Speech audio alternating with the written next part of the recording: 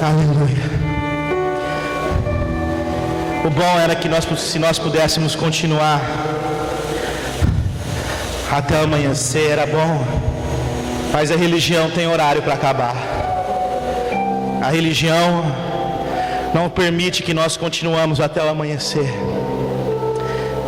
Mas a nossa adoração pode continuar dias e dias e horas e horas. Nós podemos sair daqui desse jeito que nós estamos, pegando fogo, e continuar adorando o Senhor, engrandecendo o Senhor. Aleluia. Oh Deus. Aleluia. Oh Senhor. A palavra que o Senhor me deu não poderia ser um dia diferente como esse. Porque só existe cura quando há entrega. Só existe cura quando há entrega. E o Senhor me entregou uma palavra essa semana. E Ele disse: eu tenho vindo curar essa igreja, essa nova geração. Mas aí você pode me dizer: pastor, eu não estou doente, eu não preciso de cura. Essa cura que eu quero ministrar hoje não é uma cura física, mas sim uma cura espiritual. Feridas que vêm nos acompanhando há anos, e é essa cura que o Senhor quer trazer à igreja. Quem trouxe a sua Bíblia, abra comigo no Evangelho de Marcos. Aleluia, Jesus. Glória a Deus. Toda honra, toda glória, todo louvor. Evangelho de Marcos, capítulo 8.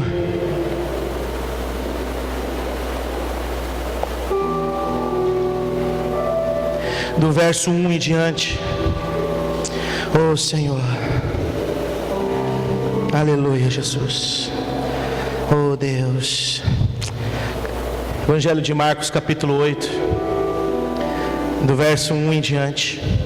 A palavra do Senhor diz assim: naqueles dias, havendo de novo uma grande multidão,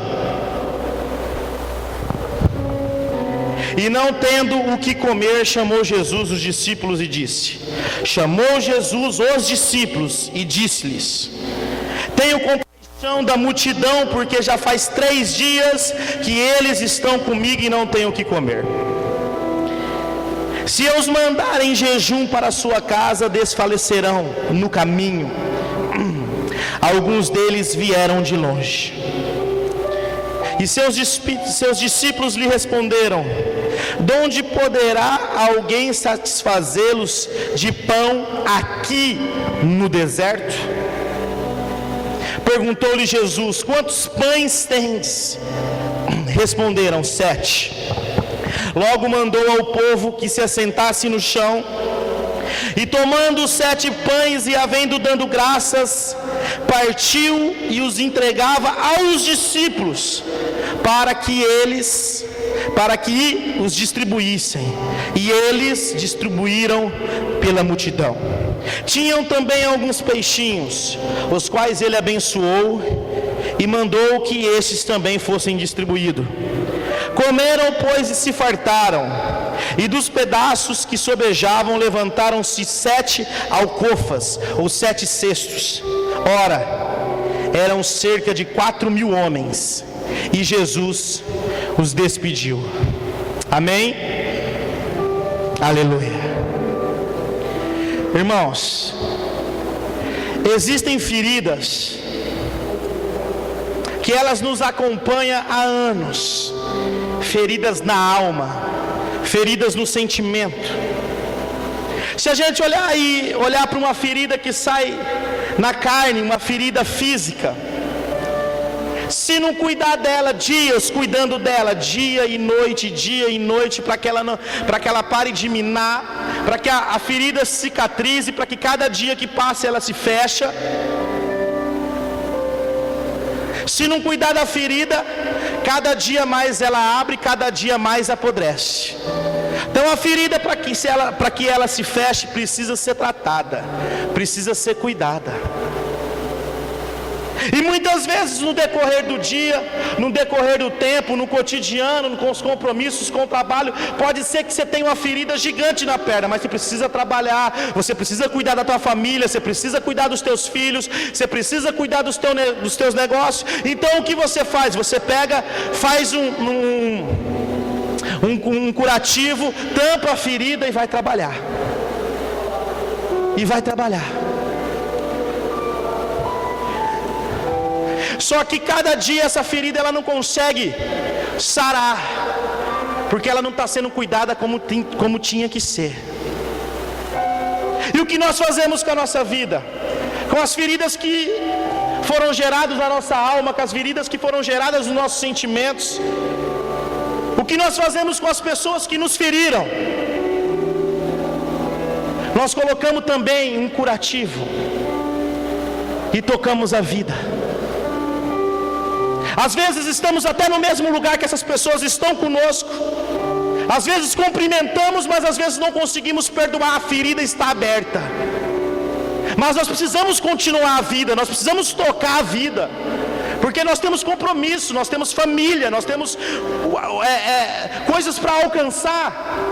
Então nós passamos por cima disso, nós não tratamos a ferida e nós não saramos a ferida. Nós atropelamos ela e ela sempre está aberta e minando. E a cada dia mais a ferida apodrece. E nós nos saramos ela. E nós nos saramos. Aí você pergunta, pastor, mas o que tem a ver ferida com o texto que nós lemos hoje? Nós lemos um texto em que faltou pão no deserto a multidão. E Jesus multiplicou o pão. Foi a segunda multiplicação que Jesus fez no deserto. Foi a segunda. Então eu quero que os irmãos prestem bem atenção agora. Redobre a atenção, por favor. Nesse texto tem 3 personagens: a multidão, os discípulos e Jesus. A multidão que seguia Jesus, a Bíblia fala que era 4.000 homens, somado de crianças e mulheres, você multiplica aí, vai dar umas 15.000 pessoas, aproximadamente. Uma multidão de 15.000 pessoas acompanhava Jesus há 3 dias, sem comer, e estava no deserto. Quando eu olho para essa multidão, eu comparo a multidão com o quê? Com a igreja. A multidão é a igreja. Quando eu digo a igreja, não olha para as paredes, para esse altar, não. Quando eu digo a igreja, olha para você, para dentro de você. A igreja decidiu seguir Jesus. Pessoa por pessoa, daquelas 15.000 pessoas, entre homens, mulheres e crianças, decidiu seguir Jesus. Quando há uma decisão de seguir Jesus, há uma renúncia, uma vida de renúncia. E você pode ver que todas as vezes que você decide seguir Jesus, que você decide que o seu alvo é Jesus, você fica igual a essa multidão, num deserto. Porque seguir Jesus, o início da caminhada com Jesus, não é ir para um hotel 5 estrelas, mas no cotidiano da vida. É uma caminhada estreita, porque ele fala, o meu caminho é apertado, ele é estreito, mas o caminho da perdição é largo. Então a caminhada para seguir Jesus, que a igreja decidiu, a primeira caminhada, onde que eu leio no texto, eles estão aonde? Num deserto, 3 dias de jejum sem comer, por querer seguir Jesus. Então muitas vezes quando nós decidimos seguir Jesus, quando nós falamos, a partir de agora o meu alvo é Cristo, eu vou segui-lo, eu vou caminhar com Ele, parece que as coisas se estreitam. Parece que Deus nos transporta de uma vida real para uma vida lá no deserto, uma vida de sonho. Parece que nós estamos num deserto, parece que as pessoas se afastam, a família se afastam, os amigos se afastam, parece que nós somos um extraterrestre nesse mundo, porque decidimos seguir Jesus. Parece que quando nós decidimos caminhar com Jesus, parece que as coisas ficam mais difíceis, parece que a vida financeira se aperta, se estreita, parece que as coisas ficam mais difíceis. E parece que as coisas faltam. E parece que nós estamos num deserto, esperando algo sobrenatural acontecer. Então, nesse texto que nós lemos, nós dividimos os três personagens. O primeiro personagem é a igreja, vivendo um deserto, vivendo, faltando coisas, vivendo um momento apertado, difícil. A igreja está com ele ali, seguindo. Só que eu quero ler algo com os irmãos aqui. No verso 2, ele diz assim, na parte B do versículo: porque já faz 3 dias, a palavra que Jesus disse, que eles estão comigo. Faz 3 dias, às vezes faz 3 meses, às vezes faz 1 ano, 2 anos, que você está nesse estreito, mas Jesus olha para você e diz hoje: faz esse tempo que você está comigo. Pode ser que esteja apertado mesmo, pode ser que seja estreito, pode ser que a sua situação hoje é uma situação de deserto, mas hoje a palavra que o Senhor libera na tua vida é: vocês estão comigo. Está com Jesus, meu irmão, não precisa estar mais com ninguém. Está com Jesus, pode esperar que o algo vai acontecer, que o sobrenatural vai acontecer. Jesus declara essa palavra: já faz 3 dias que eles estão comigo. Não está com qualquer um não. Você não está com seu vizinho, com seu amigo de futebol, com seu colega de igreja, não. Você está com Jesus, Ele te abraça. Eles estão comigo. Agora o outro personagem que eu quero falar são os discípulos. Quem que o discípulo representa? Os discípulos representam os líderes. Os discípulos representam os pastores, os líderes religiosos, os líderes de ministérios. Os discípulos representam a frente da igreja. Os líderes, sabe quem que os líderes representam? Aquela pessoa que você confiou, aquela pessoa que você depositou confiança, aquela pessoa que você admirou há anos, aquela pessoa que você pensou que sempre você pode contar com ela ou com ele. Era assim que a igreja olhava para o líder. Era assim que a igreja olhava para os líderes, para os discípulos que ali estavam com Jesus. Às vezes você tem decepções e feridas com esses tipos de pessoa, que muitas vezes você depositou a tua confiança, que muitas vezes você depositou até a tua própria fé, que muitas vezes você admirou, que muitas vezes você disse: ei, fulano nunca iria fazer isso comigo, ou fulana nunca iria fazer isso comigo. Ou você olhou e falou assim: aquele ali é meu companheiro, meu amigo, aquele ali é meu irmão inseparável. E quando você olha para a ocasião, essa pessoa que você mais admirava, essa pessoa que mais te encantava, ela te decepciona, ela te trai. Pode ser um pastor, pode ser um líder religioso, pode ser um amigo, um parente. A pessoa que você mais confiava, ela te traz uma decepção e gera uma ferida gigante, uma ferida na alma, uma ferida que mina dia a dia. E como eu disse no início, você precisa trabalhar, às vezes você precisa conviver, mas aquilo te corrompe, aquilo ali te machuca. Às vezes você tem que estar no mesmo ambiente com ela e aquilo te destrói, e você não consegue liberar perdão, e você não consegue achar caminhos, e você pensa: nunca mais vai ser igual. Um relacionamento destruído, e aquilo ali te leva a tristezas, a decepção. Para que a igreja, os 15.000 pessoas que acompanhavam Jesus, olhou para os discípulos e viram ele se esquivar da situação.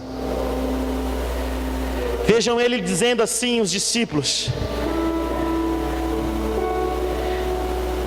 e os seus discípulos lhe responderam: de onde poderá alguém? Olha a fé de quem andava com Jesus. de onde poderá alguém satisfazê-los de pão aqui no deserto? Jesus já tinha operado o mesmo milagre.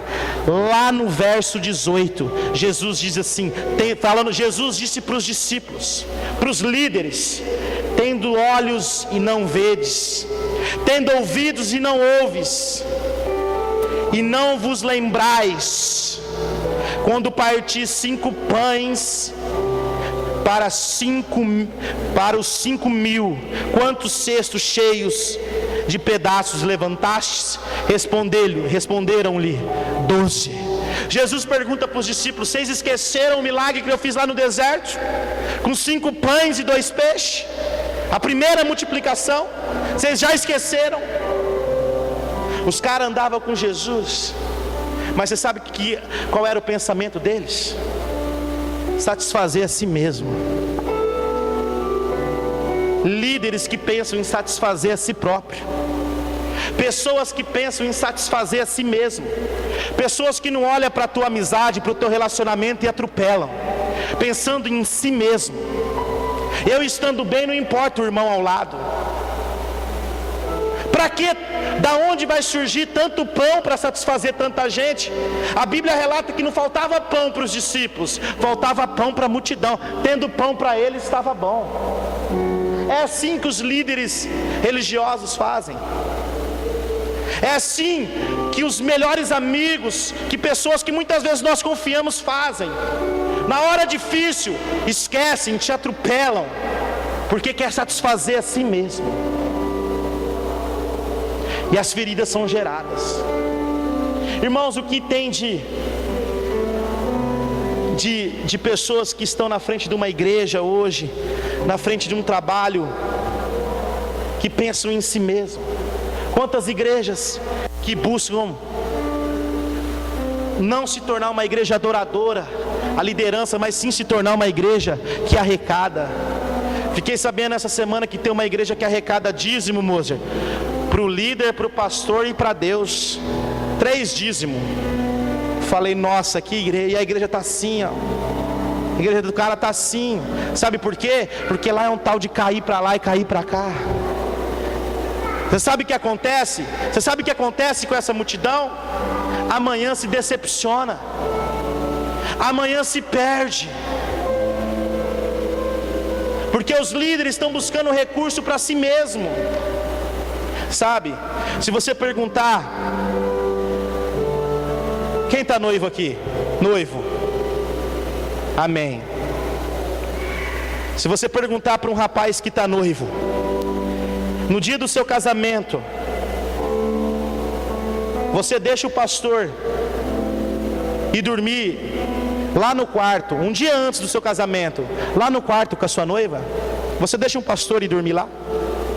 O noivo vai olhar e falar assim: de maneira alguma, de maneira alguma. Como é que eu vou deixar o pastor e dormir com a minha noiva? Não tem confiança, não é verdade? Mas Jesus confiou em entregar a noiva nas mãos dos pastores, e os pastores estão estrupando as noivas. É isso que tem acontecido. A noiva, a igreja somos nós. A igreja são os fiéis. A igreja é essa multidão. Os religiosos, os líderes religiosos, têm estrupado a noiva, distorcido a noiva. Não tem mais confiança. Mas Jesus entregou confiando nos pastores, confiando nos líderes. E assim, cada vez mais, as pessoas se perdem e se frustram, e feridas são geradas. A multidão se decepciona com os líderes que Jesus estava levantando, porque eles, que eles fizeram? Se esquivaram. O que os líderes fizeram? Não se posicionaram como líderes, como homens que andavam com Jesus de dia e de noite. Sente fome? Ou da onde vem? Eles estavam andando com Jesus, a quem gerava milagre através de milagre, irmão Marcos. Quem já tinha gerado milagre de multiplicar pães e peixes, eles se encontram no mesmo problema. E aí fica Jesus, o todo soberano, outro personagem. os discípulos aqui e a igreja ali. Jesus, o todo soberano, o controle e o poder em suas mãos, os líderes aqui e a igreja aí. E Jesus pergunta para eles, não para a igreja, mas sim para os líderes: quantos pães tem? Quantos pães tem? Responderam para Jesus: Jesus, são só apenas 7 pães. São 7 pães. A pergunta de Jesus foi muito além do que quantos pães tinham.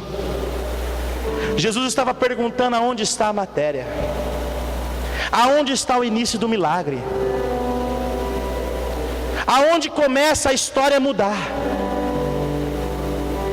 Jesus sabia quantos pães tinham e quantas pessoas tinham, mas a pergunta de quantos pães tinham vai muito além de saber se era 7 pães ou não. Jesus pergunta para eles: aonde está o início? Aonde está o início para que uma história mude? Aonde está o início para que feridas sejam saradas? São 7 pães. Jesus não precisa que você faça a maior obra do mundo para que a obra que Ele precisa fazer seja feita. Ele precisa só apenas de uma posição sua. De 1% teu, 99% Ele faz. Ele, para alimentar a multidão, Ele precisou de 7 pães. Jesus não precisa que você seja um super-herói, Ele precisa que você seja quem você é. Ele precisa de que você seja um crente sarado. Ele precisa que você seja um crente que liberou perdão, curado, sem feridas. Um crente disposto, se houver 7 pães, a dividir os 7 pães. E crer que Ele opera um milagre. Jesus não precisa que você faça milagres, que você anda aqui no teto.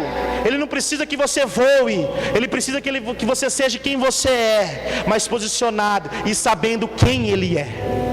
O problema dos discípulos, dos líderes, é que ele não sabia nem quem eles eram e nem quem era quem estava com ele. Por isso que Jesus fala: vocês já esqueceram? Tem olhos e não vê, tem ouvidos e não ouve. Pô, eu estou aqui. O que eu quero dizer que essas feridas muitas vezes são geradas porque nós depositamos confiança em pessoas, em homens e mulheres. E a palavra de Deus diz que maldito o homem que confia no homem. Jesus não pediu para você confie no teu próximo, não. Ele pediu para você amar o teu próximo, mesmo com os defeitos que ele tem. Se fosse para confiar no próximo, ele dizia confie no teu próximo. Mas ele falou, deixou como mandamento: ame o teu próximo. Mas ele disse: maldito o homem que confia no homem. Ele disse: eu sou o caminho. As feridas geram porque nós confiamos em pessoas, porque nós nos entregamos em relacionamentos sem consultar Deus. Não é que nós não temos que amar ou que conversar, mas nós temos que confiar em Deus, saber se aquele fulano que errou, ele é homem, e a palavra de Deus diz que o cair é do homem, mas o levantar é de Deus. A queda de um homem ou a queda de uma mulher, o erro de um homem, o erro de uma mulher não pode frustrar a tua fé. A queda de um homem, o erro de uma mulher não pode frustrar o teu caminho com Deus. Você não pode se abalar por aquele que erra, por aquele que falha, ou por aquele pastor que caiu ali. Porque a palavra foi lançada: o cair é do homem, mas quem levanta é Deus. Nada pode abalar a tua fé, nada pode abalar o teu relacionamento com Deus, nada. A tua fé tem que estar no alto. Os discípulos se perderam no momento, na situação, enquanto Jesus dizendo: eu estou aqui.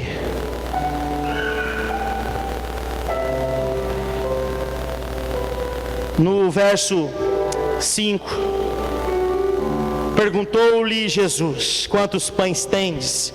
Responderam 7. Logo mandou ao povo que se assentasse no chão.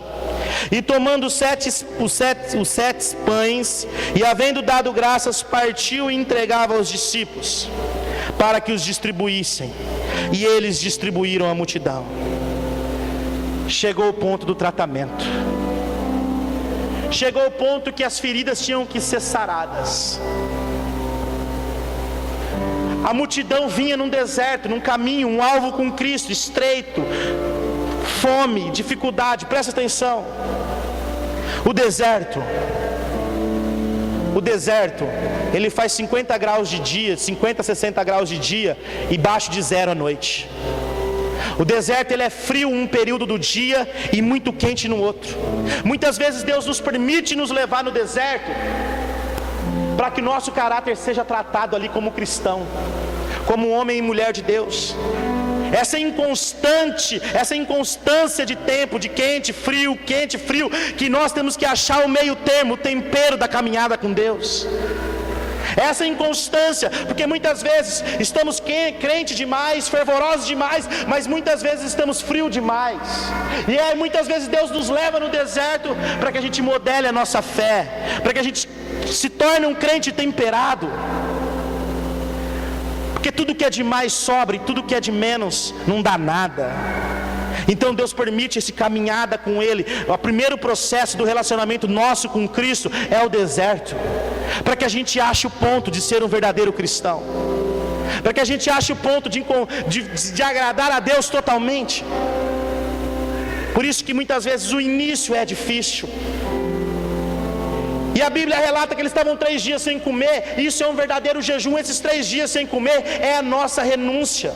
Deixar de comer as coisas que satisfazem a nossa carne. Deixar de se alimentar com os pecados que antes a gente se alimentava. É um jejum no deserto.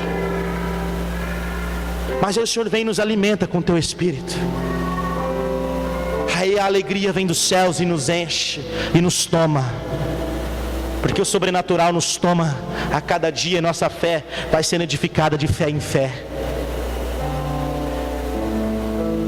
Quando chega o ponto em que Jesus pergunta quantos pães tem, são 7 pães.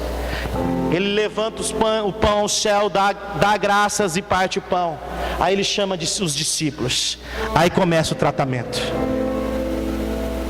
Ele pede para que os discípulos, aqueles que decepcionaram a multidão, leve o pão em cada mão.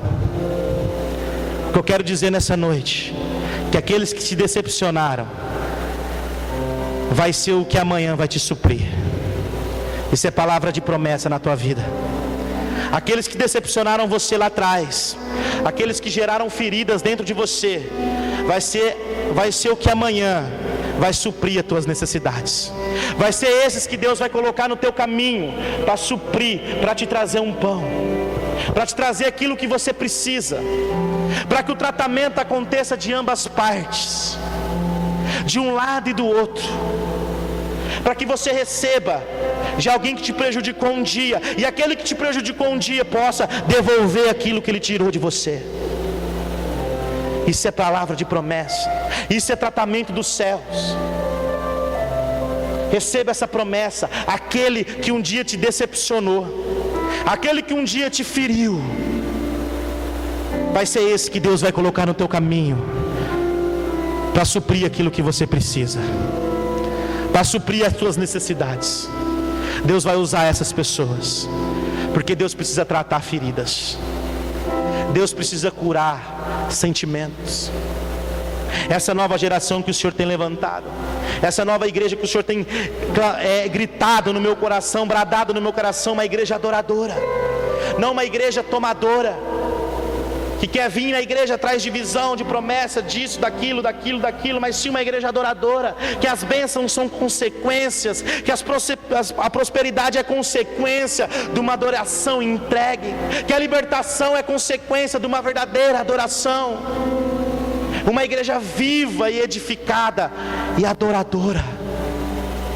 E essa igreja precisa estar sarada, e essa igreja precisa estar curada. As feridas têm que estar cicatrizadas. Você pode ter até as marcas, você pode ter até as cicatrizes, porque muitas coisas Deus não permite que nós esquecemos, para que nós não erramos novamente.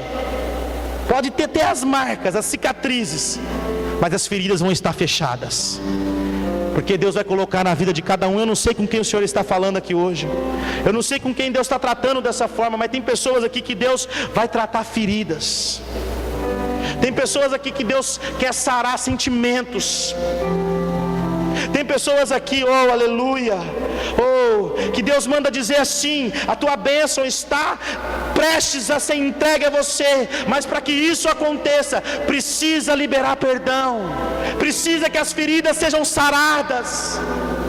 Oh, o Senhor tem rios de bênçãos, sorte de bênçãos para cada um de vocês, mas essas feridas precisam ser estancadas, precisam ser saradas. Nós não podemos mais representar, nós não podemos ser mais artista, levantar na segunda-feira, colocar um curativo na feridona e falar: vou tocar a minha vida. Oh, nós precisamos ser sarados, as feridas têm que ser estancadas, e Jesus vai tratar conosco igual Ele tratou com os discípulos. Tem pessoas aqui que são os discípulos, que precisam procurar as outras e ser canal de bênção aqui dentro. E tem pessoas que são igual a multidão, que estão com as feridas abertas, e nós precisamos sarar as nossas feridas. Nós precisamos ser, se nós decepcionamos alguém ontem ou lá atrás, nós precisamos procurar essas pessoas, para que essas feridas sejam estancadas, sejam saradas. Porque esse sentimento, igreja, o perdão não liberado, as coisas mal resolvidas, tem impedido que a bênção do Senhor seja derramada sobre a tua história.